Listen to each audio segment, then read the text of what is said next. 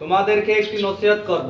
নসিহতটা হলো, তোমরা যে সময় ছুটির সময় মসজিদ পরিষ্কার করো, পরিচ্ছন্নতা, এত উপকারিতা কি জানো? হাদিস শরীফের মধ্যে আসছে যে বান্দা এবং বান্দি মসজিদ পরিষ্কার করে দেয়, তার এই হাতে পায়ে, তার শরীরের যে জয়েন্টগুলো আছে না, এই হাতের জয়েন্ট, আঙ্গুলের জয়েন্ট, এরই সদকা দিতে হয়। কিন্তু আমাদের তো টাকা নাই। এই পরিষ্কার করলে এর সদকা কি আদায় হয়ে যায়।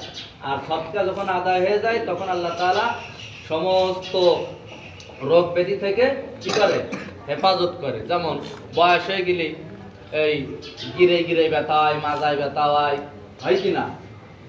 তাহলে এই সমস্ত রোগ থেকে মুক্তি পাওয়া যায়। এই জন্য আমরা মসজিদ পরিষ্কার করব, মসজিদ সাফ সাফাই করব, ময়লা থাকলে ফেলে দেব। এর কারণে সদকা আদায় হয়ে যাবে, আর আমাদের এই রোগ থেকে আমরা মুক্তি পেয়ে যাব। ঠিক আছে? তাহলে ভবিষ্যতে আমাদের মাজায় জ্বালা, এরপরে হাতে পায়ে সমস্ত শিরা জ্বালা পোড়া হয় না? দাদিটি কয় যে মাজায় ব্যথা হয়েছে রে, দাদাই কয় মাজায় ভিক ধরে, এরকম বলে না?